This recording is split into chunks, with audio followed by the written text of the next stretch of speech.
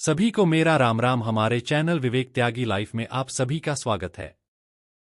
सबसे पहले अपने आप को मोटिवेट रखना बहुत जरूरी है। कोई भी नेगेटिव बात करे तो उसकी बात पर ध्यान नहीं देना है। इस कान से सुनो, दूसरे कान से निकाल दो।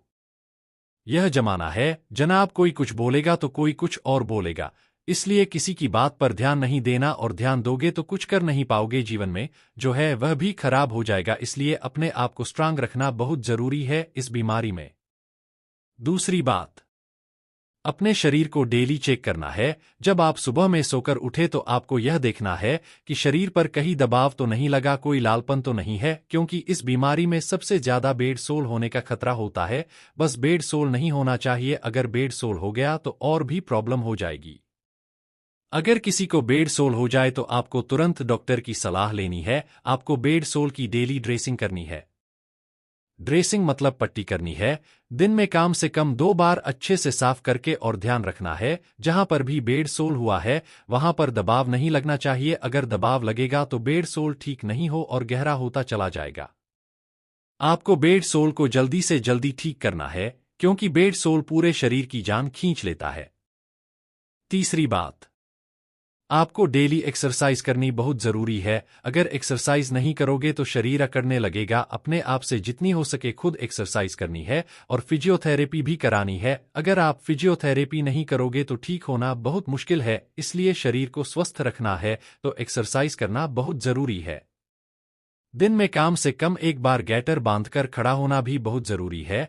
गैटर को घुटनों पर बांधकर खड़ा होना है, जिससे आप सीधे खड़े हो जाओगे और घुटने भी नहीं मुड़ेंगे। जो स्पाइन के पेशेंट है उनको पता है कि गैटर क्या होता है। अगर आप दिन में 1 बार आधे घंटे खड़े हो जाते हो तो शरीर की जितनी भी अकड़न है सब निकल जाती है, और मांसपेशियां भी अच्छे से वर्क करना शुरू कर देती है। जब आप खड़े होते हैं तो अपने आप को अच्छा भी लगता है बहुत। चौथी बात, संतुलित आहार लेना है। शरीर को स्वस्थ रखने के लिए पौष्टिक और संतुलित आहार लें, जिसमें प्रोटीन, विटामिन और खनिजों की भरपूर मात्रा हो। प्रोटीन में जैसे पनीर, दूध, दही, बादाम, अखरोट, सूरजमुखी के बीज, दलिया, अंडे और भी बहुत सारी चीज हैं। आप प्रोटीन शेक, प्रोटीन पाउडर और भी बहुत सारी चीज ले सकते हैं शरीर को स्वस्थ रखने के लिए। पांचवी बात, दवाइयों का नियमित सेवन। डॉक्टर द्वारा दी गई दवाइयों का नियमित सेवन करें, और किसी भी दवाई में बदलाव करने से पहले डॉक्टर से परामर्श करें। दवाई खाने से आपके शरीर का ब्लड सर्कुलेशन सही रहेगा और शरीर में अकड़न भी नहीं होगी। अगर मेडिसिन नहीं लेंगे तो शरीर में अकड़न होने के चांस बहुत ज्यादा हो जाते हैं, जिससे आपको बहुत समस्या होगी। इसलिए टाइम से दवाई खाना बहुत जरूरी है। कुछ दवाइयां ऐसी हैं जो आपको रेगुलर सुबह शाम खाना होगा, वह भी डॉक्टर की सलाह से।